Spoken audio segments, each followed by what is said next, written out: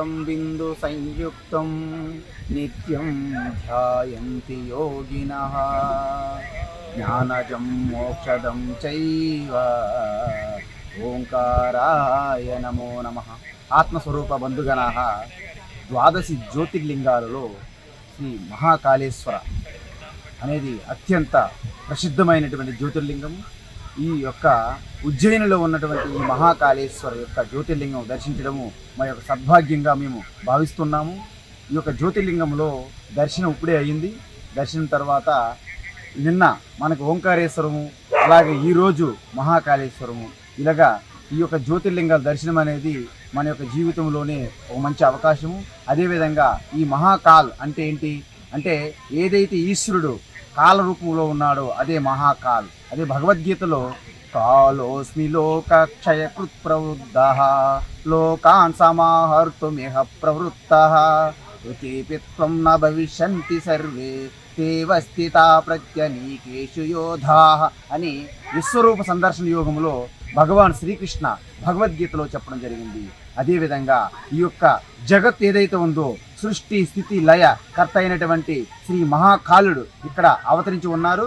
కాబట్టి ఈ యొక్క సనాతన ధర్మములు ఉన్న భారతీయ బంధువులు, సనాతన బంధువులకి, ఈ విశ్వవ్యాప్తమైన హిందువులందరికీ కూడాను ఈ యొక్క మహాకాలుని యొక్క కృపా కటాక్షం పుష్కలంగా ఉండాలని, అదేవిధంగా నిత్య నిరంతరము ఆ మహాకాలుని స్మరించుకుంటూ మన జీవితంలో తపస్సుగా మార్చుకుంటూ యోగంగా ఉండేందుకు మనకి శంకరాచార్య, ఆది శంకరాచార్య జగద్గురు మనకి శివమానస పూజ స్తోత్రంలో ఒక శ్లోకం చెప్పి ఉన్నారు. అది ఏంటంటే, ఆత్మాత్వం గిరిజామతి సహచరాం ప్రాణా శరీరం గృహం పూజాతే విషయోపభోగరచనా నిద్రా సమాధి స్థితి సంచార పదయో ప్రదక్షణ విధి స్తోత్రాన్ని సర్వా గిరో యద్యత్ కర్మ కరోమి తత్తదఖిల శంభో తవారాధనం యద్యత్ కర్మ కరోమి తత్తదఖిల శంభో తవారాధనం. అదేవిధంగా ఈ మహాకాళేశ్వర యొక్క దివ్యధామైనటువంటి జ్యోతిర్లింగాలలో కూడాను ప్రసిద్ధమైనటువంటి ఈ జ్యోతిర్లింగం అందరూ కూడాను, యావత్తు హిందూ బంధువులు, ఈ సనాతన ధార్మికులు ఉన్నటువంటి ప్రతి ఒక్కరు కూడాను ఈ యొక్క జ్యోతిర్లింగాన్ని దర్శించండి. అదేవిధంగా ద్వాదశ జ్యోతిర్లింగాల్లో మన ముఖ్యమైనటువంటి మహాకాళేశ్వర కూడాను చాలా ప్రాముఖ్యమైనది. ఇక్కడ మనకి ప్రధానమంత్రి నరేంద్ర మోడీ గారు, అదేవిధంగా ముఖ్యమంత్రి శివరాజ్ సింగ్ చౌహాన్ వారు గొప్ప క్యారిడర్ డెవలప్ చేశారు. ఈ జ్యోతిర్లింగాన్ని అద్భుతమైనటువంటి ఒక కైలాస ధామంగా కూడాను దీన్ని నిర్మించడం జరిగింది.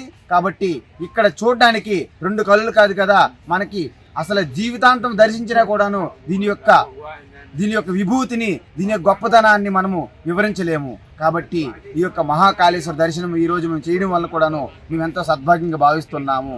అదేవిధంగా ఈరోజు ఈ యొక్క మహాకాళేశ్వర తర్వాత ఇక తిరుగు ప్రయాణము భాగ్యనగరానికి ఇక ఈవినింగ్ మేము వచ్చేస్తున్నాము. కాబట్టి హిందూ బంధువులందరికీ కూడాను, ఆత్మస్వరూపులందరికీ కూడాను మా యొక్క హృదయపూర్వకమైనటువంటి ధన్యవాదములు మరియు అభినందనలు. హరి ఓం తత్సత్.